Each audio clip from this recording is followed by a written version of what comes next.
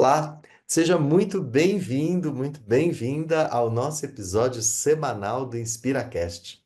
Eu estou muito feliz de estar aqui com você. Meu nome é Júlio Volpe, você já me conhece, mas hoje eu trouxe uma convidada especial para que você possa se sentir transformado, transformada e mais capaz de ser uma inspiração. Afinal de contas, o InspiraCast, que é apresentado pela Croma, é uma oportunidade de inspirar líderes que inspiram pessoas. Samantha, seja muito bem-vinda à nossa plataforma. Se apresenta para quem está nos ouvindo, para quem está nos assistindo. Eu estou muito feliz de estar aqui, Júlio. Muito obrigada. Muito obrigada a todos que estão ouvindo, né, que estão aqui conosco. Eu sou a Samantha Alice, muito comum de ser chamada de Alice, uma estudiosa, uma curiosa sobre a forte ciência e robusta da negociação. Negociação que permeia toda a nossa vida. Eu sou funcionária de banco há quase 23 anos e também tenho a carreira acadêmica, né, caminhando, atualmente fazendo doutorado e sempre na linha do lifelong learning, ou seja, uma eterna aprendiz. Aprendo muito com você, aprendo muito com todos os alunos e é de fato uma satisfação ser parte desse grande movimento da Croma. Muito bom, eu te agradeço bastante. Eu estava aqui, né? Quem está nos assistindo pelas plataformas de vídeo, viu que eu sorri no momento que você se apresentou, porque a gente tem essa dicotomia, né? Eu sempre te chamo de Samantha, você sempre se apresenta como Alice, e a gente se inspira nesse movimento, inclusive. Mas vamos lá, você disse aí um assunto que me toca bastante, né? Que é a questão da negociação. Eu sempre ligo a negociação com a habilidade de influenciar pessoas. Eu vejo uma conexão muito clara entre o sucesso em uma negociação com a capacidade de quem está negociando em buscar influenciar o outro. Isso pode se dar de várias formas. A pergunta para você é a pergunta de US$ 1 milhão. Como influenciar alguém? Perfeito. Essa pergunta, para ela, eu venho buscando resposta já há muitos anos e sei que vou continuar procurando, mas aqui acho que a gente já consegue trazer uma pista de qual seria o caminho. Interessante porque negociação, lá nos primórdios de quando eu tive interesse no assunto, era um desdobramento de vendas. Como bancária, eu sentia falta dessa força para vender seguros, para vender produtos de seguridade, que são sempre desafiadores, com uma cultura brasileira que não valoriza tanto. Mas à medida que eu fui estudando vendas, eu vi que faltava algo, algo muito maior. E aí eu me dei conta de que a negociação faria então todo esse link com tudo que eu precisava, ou seja, a teoria de vendas está contida na teoria de negociação, e a negociação traz, então, uma grande pergunta: o que é negociar? Interessante que no início a própria palavra, a etimologia da palavra traz negócios, e a nossa disciplina se chama realmente relações e negócios. Porém, as pessoas às vezes não entendem que as relações estão dentro dos negócios, e vice-versa. Então, negociação tem dois fortes pilares: relacionamento e negócio como um todo. O que muitas pessoas acham é que eu vou trazer um exemplo prático que eu gosto muito de falar sobre, que é o quebra-gelo. As pessoas muitas vezes acham que bater papo no início de uma negociação ou fazer a negociação ser mais amigável, mais agradável, seria amadorismo, e não é. Especialmente no Brasil, cuja cultura é a cultura do relacionamento, em que dados e fatos não são tão importantes quanto o relacionar com o outro. Fazer um quebra-gelo é algo extremamente eficiente, eficaz e torna as relações, né, e torna também os negócios sustentáveis. É interessante porque às vezes você recebe um não, que é um não por enquanto, ou você tem que emitir um não, mas passa um tempo a pessoa te procura novamente porque ela se sentiu bem e a gente conseguiu preservar algo que é tão importante, que é o relacionamento. Eu costumo dizer que ainda que a gente não feche negócios, a gente precisa preservar o relacionamento. E como é que a gente inspira as pessoas? Como é que a gente pode tocar o outro, né? Esse é um grande desafio. Para mim, Júlio, o primeiro caminho é ter a consciência do ganha-ganha. É entender que a nossa mentalidade com a qual nós crescemos de que negociar implica vencer, e vencer implica alguém perde, alguém ganha, precisa ser mudada. A gente precisa ressignificar a negociação como um processo em que, mesmo que as pessoas não sejam amigas, elas são ali juntas solucionadoras de problemas.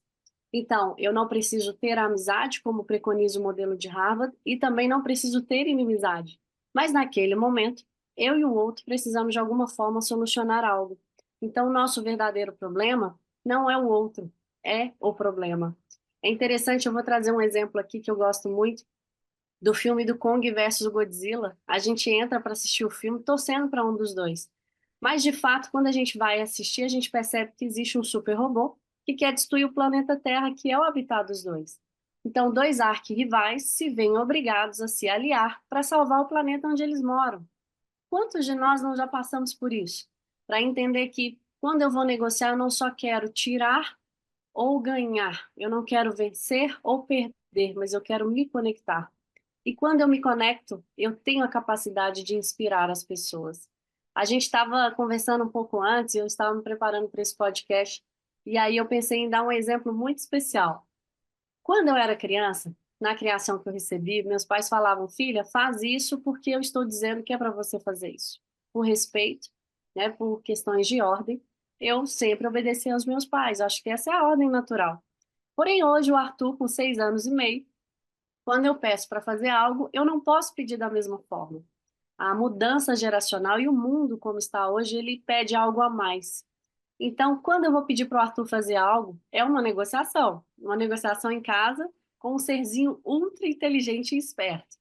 Então, quando eu digo, Arthur, deixa seu quarto organizado, um exemplo, eu poderia dizer, Arthur, faça isso porque eu estou ordenando ou porque eu estou mandando. Esse seria um tipo de negociação em que não há inspiração nenhuma. Mas é diferente, filho. Vamos deixar o quarto organizado, fica tudo tão mais bonitinho. E aí, quando eu conto essa história, fica mais fácil dele fazer. Porém, tem uma questão que não é falada.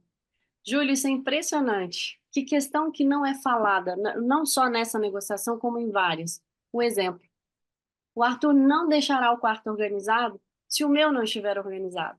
Ele vai me questionar. Ele vai falar, mas se o seu está desorganizado, por que que o meu tem que ficar organizado?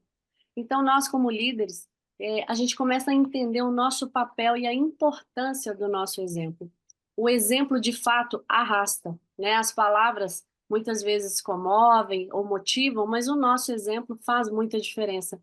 Então, quando a gente vai negociar, algo que eu gosto de trazer com relação ao pé firme na inteligência emocional, é nós termos também a nossa base emocional do respeito. A palavra respeito vem muito do modelo de negociação de Harvard, em que para que eu julgue alguém, eu acho que alguém está fazendo algo que na minha visão não faz sentido, eu teria que calçar os sapatos do outro. Então, na minha opinião também, né, no que eu vejo no dia a dia, quando o outro se sente respeitado, ele abre um pouco mais a porta para ser, então, inspirado, para que a gente possa influenciar de alguma forma aquele resultado. Então, recapitulando, Perfeito, se ele perfeito. percebe que tem um ganha-ganha, que ele está sendo respeitado, que há uma sensatez no que está sendo feito, e principalmente que eu tenho como exemplo a minha própria pessoa do que eu estou propondo, a gente já começa a ter um canal de inspiração um pouco mais facilitado, né? As coisas fluem um pouco melhor. Perfeito, perfeito. Obrigado. Acho que você trouxe não só uma mensagem, mas várias mensagens especiais para quem está nos ouvindo e está aprendendo um pouco com a gente aqui, a gente aprendendo também sobre como influenciar e como a arte da influência pode ser uma ferramenta poderosa para você conseguir inspirar outras pessoas. Samantha, você trouxe uma informação aqui, né, no meio da sua fala recente aqui no podcast, no nosso episódio, que foi justamente sobre a sua disciplina, né? Para quem não sabe, você é professora da Croma no nosso MBA de Liderança Estratégica, nessa disciplina que você se referiu, que é a disciplina de Relações e Negócios. A disciplina de Relações e Negócios, quando ela foi pensada para fazer parte da grade do MBA, ela veio em substituição, talvez, àquela disciplina mais convencional de técnicas de negociação. Particularmente quando nós conversamos a respeito disso há uns quase 2 anos atrás, a gente falava que, poxa, técnicas de negociação é uma abordagem um tanto quanto hard skill, né? Eu preciso seguir uma receita de bolo para eu conseguir ter sucesso em uma determinada negociação. E a gente partiu do princípio, como você já, de certa forma, pincelou aqui, que todo negócio acontece dentro de uma relação e que toda relação traz consigo a possibilidade de um ou mais negócios. E a gente precisava ajudar as pessoas que vinham procurar o desenvolvimento pessoal aqui na Croma, não só a fazer grandes negócios, mas também a construir grandes relacionamentos. É, Depois de passar aí já pela primeira turma, né? Você já esteve com a primeira turma do nosso MBA e agora passando pela segunda turma, eu queria que você trouxesse um pouquinho os highlights da sua abordagem, assim, quais são os principais aprendizados que os alunos têm quando participam da disciplina de Relações e Negócios. Muito bom. Vou fazer um pouco de spoiler, né? Mas um primeiro ponto que eu gosto muito de trazer é desconstruir para construir. Na linha do que eu disse, de que nós fomos condicionados ao longo da vida a seguir pessoas que nós entendemos que eram bons negociadores, e aí nós nos tornamos uma mistura que às vezes dá certo e às vezes não dá certo. Então eu trago essa desconstrução. Muito na linha do que por que não fazer da negociação uma ciência ao invés de ser somente um dom, ou apenas a repetição de uma observação? A negociação é ciência, a melhor parte é uma ciência simples.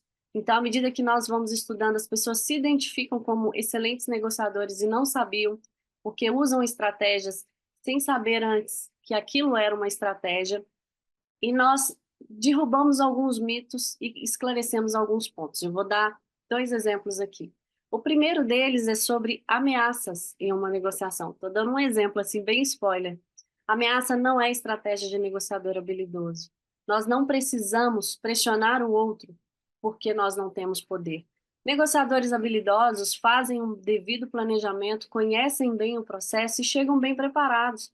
Eles têm o que nós chamamos de máquina, que é a melhor alternativa em caso de não acordo, e têm autonomia para levantar da mesa quando for o caso. Quem pressiona, pressiona porque não tem poder. Porque quem tem poder não precisa pressionar. É um verdadeiro vender o produto sem falar dele.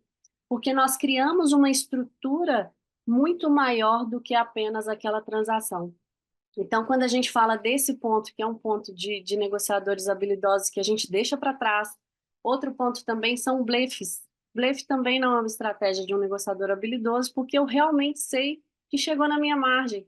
Eu vejo, Júlio, que eu vejo algumas dificuldades que as pessoas têm, que eram dificuldades que eu tinha. Uma delas é saber quando levantar da mesa. Então, nós vamos passar por um processo inicial, que eu costumo dizer que é um choque, para falar o que você entende do processo e como será daqui para frente. Depois a gente perpassa uma parte mais técnica de fato. São ferramentas, são mão na massa, como é que eu simplifico isso e faço acontecer. E depois a gente passa para uma esfera muito mais relacional e com base na inteligência emocional de Daniel Goleman, com a liderança de Simon Sinek, com a inteligência artificial, com todo o mundo digital. Então a gente faz esse fechamento. Então, primeiro é conheça a ti mesmo, entenda o que você pensa sobre o assunto e depois vamos fazer juntos de uma forma diferente. Então, essa é a intenção da disciplina, de fato, de ressignificar o conceito de negociação e aí vem um pensamento a mais. Como é a negociação 360, que a gente possa usar isso não só nos negócios, mas com todos os aspectos da vida e principalmente com a gente mesmo. A gente começa a descobrir que a gente andou negociando um pouquinho mal com a gente mesmo, depois que a gente começa a estudar a negociação. É incrível a descoberta. Que show. Eu tenho certeza disso, porque os alunos que passam pela sua disciplina saem, assim, não só maravilhados, mas saem realmente se sentindo preparados para lidar de um jeito diferente com esses processos de relacionamento e de negociação, seja com cliente e etc. Você trouxe uma frase que eu faço sempre uma anedota com ela, quando eu introduzo uma das disciplinas que vem antes da sua, que é a disciplina de autoliderança do professor Walter. Ele, inclusive, Maravilhoso. participa conosco aqui também do InspiraCast. Eu, sempre que vou abrir a disciplina de autoliderança, eu falo, olha, Sócrates disse, conhece-te a ti mesmo. Júlio Volpe fala, lidera-te a ti mesmo. E agora Samantha Alice fala, negocia contigo mesmo. Então nós Tá, estamos fechando essa égide da importância de você saber lidar consigo próprio, porque se você quer liderar alguém e se você quer inspirar alguém, a primeira pessoa que você tem que saber liderar e a primeira pessoa que você tem que saber inspirar é a você mesmo. Se você quer negociar com alguém, a primeira pessoa com quem você precisa conseguir negociar é com você mesmo. Faz Tá? sentido? Totalmente. E nós abordamos até no nosso summit, né, um lado da negociação que vem despontando, que é a negociação quântica, que considera a conexão entre tudo. Ou seja, se o outro perde, em alguma medida eu também vou perder, e vice-versa. Se eu ajudo o processo de forma que ele forneça ganhos mútuos, também vou ganhar. E existem desdobramentos que a gente nem imagina, né, Júlio? Como, por exemplo, quando a gente vai negociar com a gente mesmo, se nós pensarmos bem, a dieta é uma autonegociação. Eu tenho como graduação nutricionista, né? Eu sou nutricionista de graduação, apesar de toda a jornada diferente depois. Mas, de fato, se eu vou passar ou não do limite de calorias, se eu vou gastar ou não, se eu vou treinar ou não, aquilo, todo esse processo eu já venho há 43 anos negociando e não tinha parado para pensar que é uma negociação. E muitas vezes tem ganha-perde. E quando a gente pensa em desafios do mundo moderno, estresse, ansiedade, burnout e demais doenças, se a gente for pensar bem, nós somos aí compostos de trilhões de células que estão esperando um comando. Elas querem saber o que que a gente quer fazer para que elas possam se organizar e como a gente vem negociando com elas, né? De que maneira acontece uma troca? De que forma nós inspiramos e lideramos, influenciamos nós mesmos? Então, tanto no nível celular, como no nível quântico, quanto no nível emocional, hoje eu observo que quando a gente tem esse olhar para nós, é interessante porque em algumas negociações não é diferente, acho que todos passamos por isso. Em alguns momentos, algumas negociações são duras, mas ao invés de nós olharmos para o processo e entendemos que o processo é duro, a gente olha para a gente e entende, mas eu sou forte, eu estou firme, eu sei quais são meus princípios, meus valores, e eu sei que eu vou sair daqui com um ganha-ganha. Então, por mais que haja diferença, porque é comum nós nos aprimorarmos, e algumas pessoas, algumas frentes não, que pena, né? Seria muito bom se todos estivessem aqui com a gente nesse movimento. Mas por mais que eu não possa mudar o outro, eu posso mudar a minha forma de agir, né? A minha forma de seguir. Então, começando por nós e distribuindo para todos os lados. A disciplina Relações e Negócios, apesar do nome Relações e Negócios, tem um alcance muito mais profundo do que todos nós imaginamos, e eu vou dizer mais. Acho que uma das pessoas mais impactadas em cada fim de turma sou eu. Por isso, eu só tenho a agradecer. É maravilhoso. Que bom, que bom. Eu que agradeço, na verdade, a oportunidade de poder contar com você no nosso programa e nos próximos programas que a Croma apresenta a partir do ano que vem. Samantha, deixa eu aproveitar aqui e por mais um ponto importante, talvez, acho que essa é possivelmente a nossa última pergunta para você dentro desse podcast. Quando a gente está numa posição de liderança ou numa posição de gestão, vamos imaginar aí alguém que está no começo da sua carreira, muitas vezes a gente se vê na necessidade de buscar alguma resposta ou conquistar algum tipo de objetivo com quem nos lidera, né? Ou seja, com o nosso chefe. Qual que seria a sua dica de ouro para alguém que vai negociar com o chefe ou com a chefe? Puxa vida, que pergunta, viu? Eu entendo que nós temos que ter essa visão de negócio e de relacionamento. Quando fala chefe, eu tenho até alguns chefes que já falaram, não me chame de chefe, para a gente ter a ideia de que é um líder, né? Que é alguém que inspira. E felizmente hoje a gente observa que os líderes ou os chefes, eles são mais humanos, ainda que não estejam estudando, mas o próprio mundo está levando a isso. Então, quando a gente vai negociar com um chefe ou com um líder, para mim, Júlio, a gente não pode fugir do que é básico e do que é pilar de uma negociação. A gente precisa observar uma tríade que eu apresento nas aulas: tempo, informação e poder.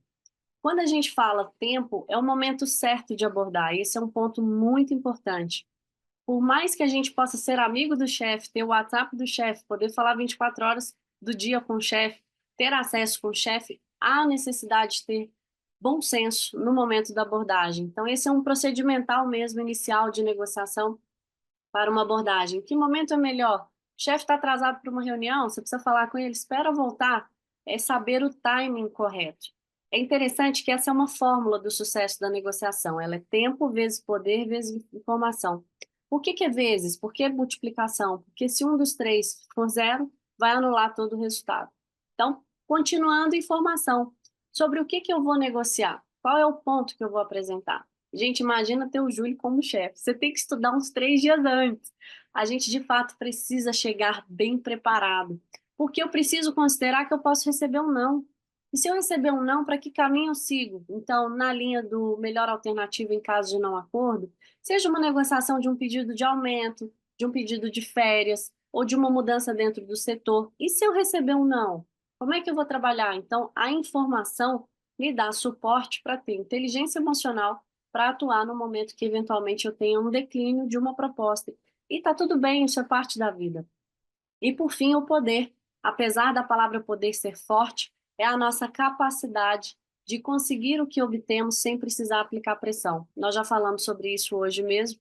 Então, uma das formas de termos poder é, de fato, termos planos B, termos alternativas ou BATNA ou máquina, que é o que o modelo de Harvard traz para que a gente saiba, de fato, também os nossos limites. Agora, uma questão que não me falta, Júlio, e eu sempre faço, seja com o chefe ou não, é o aspecto relacional. A gente iniciar uma conversa com quebra-gelo de uma forma amigável e terminar também, ainda que a gente tenha recebido uma recusa, porque nós precisamos mostrar coerência. A gente quer um assunto, um negócio, mas quer também um relacionamento e um bom relacionamento. Então precisamos ter essa coerência nas duas frentes. E por mais que seja um chefe, para mim, se eu for negociar com alguém tão inteligente como você, a a minha sensação é a sensação de gratidão, porque certamente eu vou sair maior do que eu entrei. Então, não nos intimidarmos por ser chefe, mas pelo contrário, a gente saber que um dia nós seremos chefes também. E, por outro lado, entender quando um liderado vem negociar conosco, como é que ele está se sentindo. Então, uma empatia 360 graus que acaba fluindo Uau, também. uau. Três dicas extraordinárias. Para você que está nos acompanhando no InspiraCast, o episódio dessa semana deixa uma contribuição, para mim, inclusive, gigante. Vamos escolher a hora certa, vamos ter as informações necessárias e os planos alternativos para que a gente possa sair dali positivamente, independente do caminho que essa negociação eventualmente tomou. Samantha, eu quero deixar aqui toda a minha gratidão por você ter participado de mais esse episódio do InspiraCast. Não é o primeiro podcast que a gente faz junto, mas aqui no InspiraCast, nesse formato, é o primeiro. E deixar sempre as portas abertas, os microfones, as câmeras abertas, para que você traga sempre uma mensagem de inspiração para quem nos escuta nas plataformas, de mídia digital.